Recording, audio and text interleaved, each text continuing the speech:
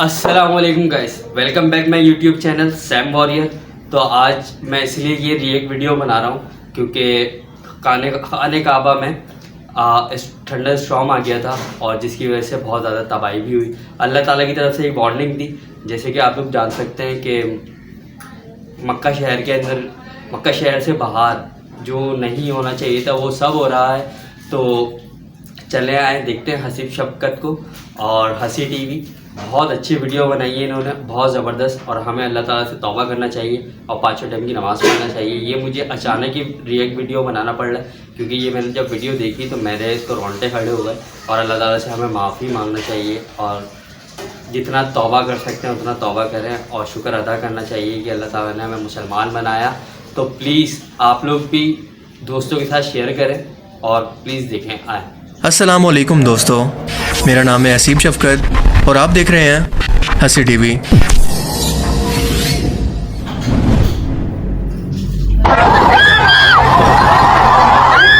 अल्लाह सुब्हानहु व तआला अन युफर्रिज फी हादिहि अस्साअह अन कुल्ली अल्लाहुम्मा इन्ना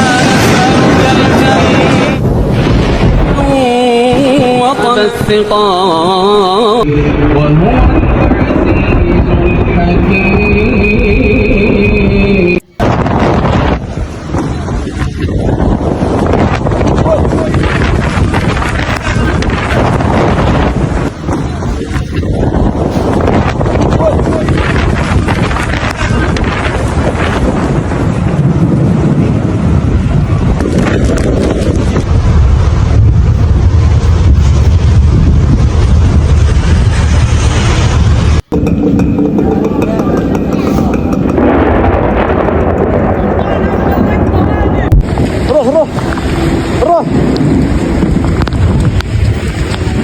बाईस अगस्त 2023 को सऊदी अरेबिया के शहर मक्का में, जो कि मुसलमानों के लिए सबसे मुकद्दस शहर है, इसे अचानक से इतनी तेज हवाओं, आसमानी बिजली और बारिश के खौफनाक तूफान ने घेर लिया कि लोगों को संभलने तक का मौका नहीं मिला।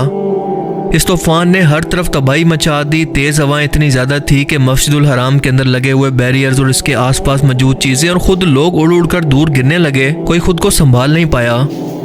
सऊदी अरेबिया में इससे पहले भी तूफानी बारिशें और तेज हवाएं चलती रहती हैं, ये कोई बड़ी बात नहीं है, लेकिन इतनी शिद्दत का तूफान इससे पहले कभी नहीं देखा गया जिसने मक्का शहर के अंदर इस कदर अचानक से तबाही मचा दी। और जैसा कि आप वीडियोस के अंदर देख सकते हैं कि सफाई पर मामूर वर्कर्स ना खुद को संभाल पा रहे हैं और ना ही अपने आसपास मौजूद सामान को। मक्का क्लॉक टावर पर भी नमाज के दौरान आसमानी बिजली की शिद्दत को गिरते हुए देखा जा सकता है। उम्रा करने वाले ज़ायरीन भी इस तूफान की जद के अंदर आ गए। शहर की सड़कों को सैलाब ने घेर लिया और पूरे शहर के अंदर हाई अलर्ट को जारी कर दिया गया। लेकिन अब 3 दिन के बाद ये सुनने में आ रहा है कि हालात काफ़ी बेहतर हैं। साइंटिस्ट की माने तो दुनिया भर के अंदर ग्लोबल वार्मिंग की वजह से मौसम मुसलसल बदल रहे हैं, जिसका असर सिर्फ आपको मिडिल ईस्ट नहीं बल्कि पूरी दुनिया के अंदर देखने को मिलेगा। This is Italy, where there are warnings that the extreme heat could continue for a further 10 days. Temperatures there could reach 46 degrees Celsius. This is Antibes in the south of France, where tourists are being warned to take special care in the extreme heat. In Greece, they've been dousing areas at risk of wildfires with temperatures expected to hit 45. And part of what is driving these extreme temperatures is, of course, global warming. मिसाल के तौर पर Europe के वो मुल्क जहाँ पर कभी शदीद ठंड हुआ करती थी, वहाँ पर गर्मियाँ शदीद होती जा रही हैं। जो इलाके गर्म थे वहाँ पर मुसलसल बारिशें और तूफान देखने के अंदर आ रहे हैं और ठंडे इलाकों के अंदर शदीद गर्मी की वजह से ग्लेशियर के अंदर जमा हुआ पानी पिघल कर समंदर की सतह के अंदर मुसलसल इजाफा कर रहा है, जिससे मुस्तकबिल के अंदर ऐसे मुल्क और शहर जो कि पानी के कम लेवल पर मौजूद हैं, कुछ ही सालों के अंदर डूबने वाले हैं। मिसाल के तौर पर मालदीव मुल्क और वेनिस सिटी। इस ग्लोबल वार्मिंग ने वाटर साइकिल को भी डिस्टर्ब कर दिया है, जो कि बेमौसमी बारिशों और तूफानों की वजह बन रहा है। अब बहुत से लोग इसे किसी दुश्मन की, किसी जदीद टेक्नोलॉजी का इस्तेमाल करार दे रहे हैं, पर यह बहुत ही स्टूपिड सी बात है क्योंकि एक तो हमारे पास इस बात के कोई सबूत मौजूद नहीं है और दूसरा वेस्ट के ये मुल्क खुद मौसमी बदलाव का शिकार हैं। लेकिन दूसरी तरफ कुदरती आफात का मकसद अल्लाह ताला का इंसानों को वार्निंग देना होता है और ये बताना होता है कि तुम्हारी इस कदर एडवांस टेक्नोलॉजी, इतनी ज़्यादा तरक्की, मौसम की प्रेडिक्शन के बावजूद तुम लोग कुछ नहीं कर पाए। तो सोचो अगर मैंने इस मौसम को या तूफान की शिद्दत को कुछ मजीद बढ़ा दिया होता तो तुम इंसानों का क्या हाल होता। अभी भी वक्त है कि सुधर जाओ, वरना मैं अपने घर की भी परवाह नहीं करूँगा। इस मुकद्दस ज़मीन पर वो कुछ इस्लाम से हटाकर मगरिब की तर्ज पर बदला गया है कि कोई इससे पहले इसका तसव्वुर भी नहीं कर सकता था। और फिर अल्लाह ने भी अपनी ऐसी निशानी दिखाई जिसे खुद इंसान भी इससे पहले तसव्वुर नहीं कर सकते थे कि मेरे गज़ब और जलाल को दावत मत दो, तुम इसके सामने बेबस हो, यानी संभल जाओ, अभी भी वक्त है और मौत आने से पहले तौबा करके अल्लाह की तरफ लौट आओ।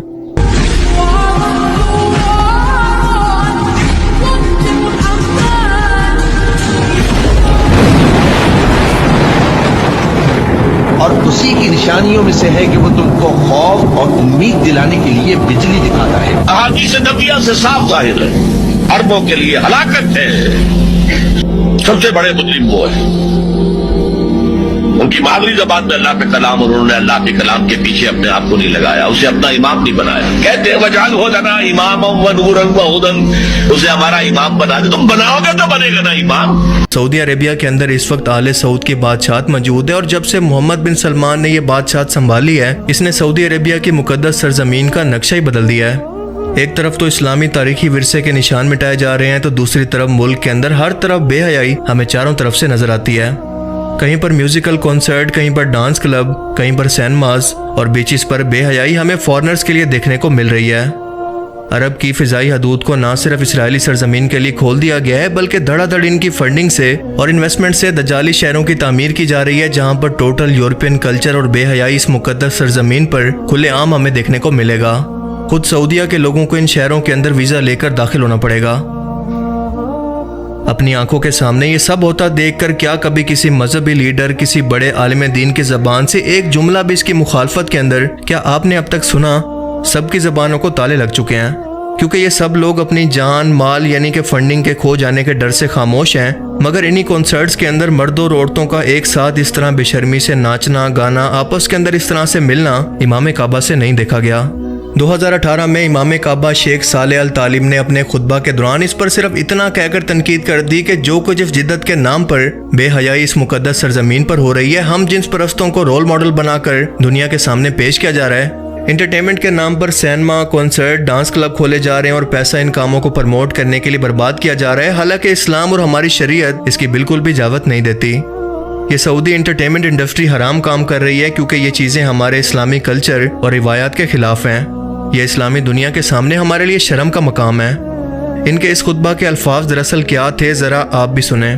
احذروا الحفلات الغنائية الكوميدية والسينمائية وإن زعموا أنها ترفيهية فما هي إلا مشاريع تغريبية بخطوات مدروسة تدريجية وضوابط تغريبية لا ضوابط شرعية.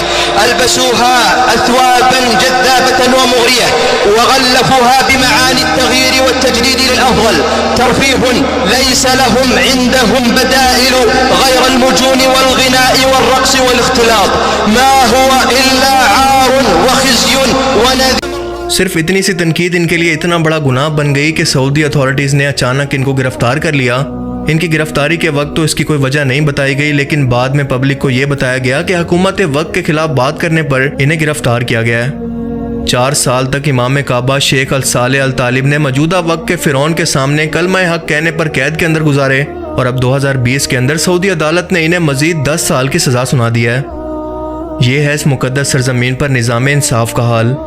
अल्लाह के नबी की सरजमीन की आज ये हालत हो चुकी है कि यहाँ पर निज़ाम इंसाफ भी वही होता है जो कि हुक्मरान वक्त चाहता है, क्योंकि इन सब इदारों को अपनी दहशत और फिरौनियत से इस बादशाहत ने गुलाम बना रखा है और मुल्क का हर इदारा इनके कंट्रोल के अंदर है। जो भी इस बादशाहत के खिलाफ या इसकी पॉलिसी के खिलाफ कोई भी एतराज़ करेगा तो या तो अपनी सारी उम्र जेल के अंदर गुजारेगा या फिर अपनी जान देनी पड़ेगी। अल्लाह ताला से दुआ है कि वो हमें समझने की और नेक अमल करने की तौफीक अता फरमाए, आमीन। बाकी आप इस बारे में क्या सोचते हैं, अपनी कीमती राय का इज़हार कमेंट सेक्शन में ज़रूर करें। Thanks for watching this video. अल्लाह हाफिज़। तो गाइस, आप लोगों ने देखा कि हसीब शफकत भाई ने बहुत अच्छी हम लोगों को बात बताई, बहुत अच्छी बात सिखाई। आप लोगों को ये इन्फॉर्मेशन कैसी लगती है मुझे भी ज़रूर बताएं कमेंट सेक्शन में, सही है। और इनका चैनल प्लीज़ चेकआउट करा करें और सैम वॉरियर को भी चेकआउट करा करें। मैं आप लोगों के लिए वीडियो बना रहा हूँ, मैं अपने कोई इस्लाह के लिए या किसी चीज़ के लिए नहीं। इस्लाह मेरी भी ये हो जाती है कि मुझसे कोई गुनाह या कोई गलती हुई हो तो मैं आप लोगों की इस्लाह कर सकूँ और आप मेरी इस्लाह कर सकें।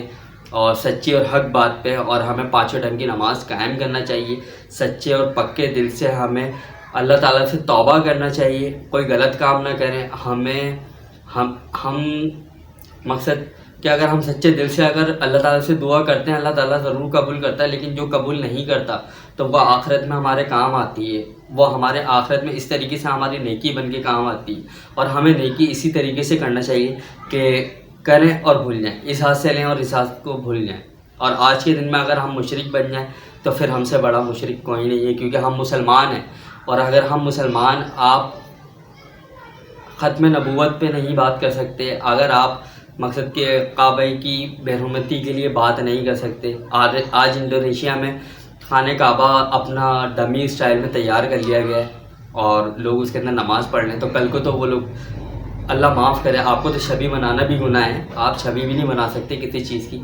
तो प्लीज़ आगे से आप लोग भी ख्याल करें कि शिर्क और बिद्दत और ज़िना से अल्लाह ताला हमें बचाए, और झूठ से और बरबरियत से और नफ़रतों से और हसद की आग से अल्लाह ताला हमें बचाए, और हमारे माँ बाप को उम्र बिल खैर दराज़ी अता फरमाए। उम्मत मुसलमान पे अल्लाह ताला अपना ख़ास करम अता फरमाए, और गरीबों को अल्लाह ताला अपने हिफ्ज़ अमान में रखे, हमें भी अपने हिफ्ज़ अमान में रखे। हम भी गरीब हैं और हुजूर का सदका खाते हैं, हुजूर के सदक़े से ये दोनों कायनात बनी, हुजूर के लिए ही ये दोनों कायनात वजूद में आई। तो प्लीज़ इस चीज़ को एक्सेप्ट करें, और प्लीज़ प्लीज़ प्लीज़ अपने दीन पे फोकस करें। हम सबको अपने दीन पे फोकस करना चाहिए।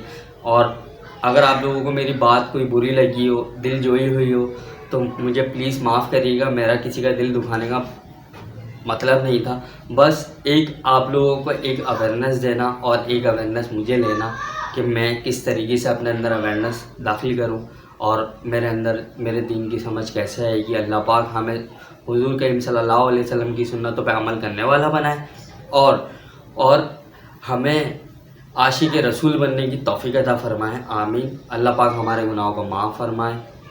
आमीन या रब्बिल आलमीन। हक ला इलाहा इल्लल्लाह मुहम्मदुर रसूलुल्लाह सल्लल्लाहु अलैहि वसल्लम। अल्लाह हाफिज़। फिर मिलते हैं इंशाअल्लाह ताला नेक्स्ट व्लॉग में। तो जब तक के लिए अल्लाह हाफिज़।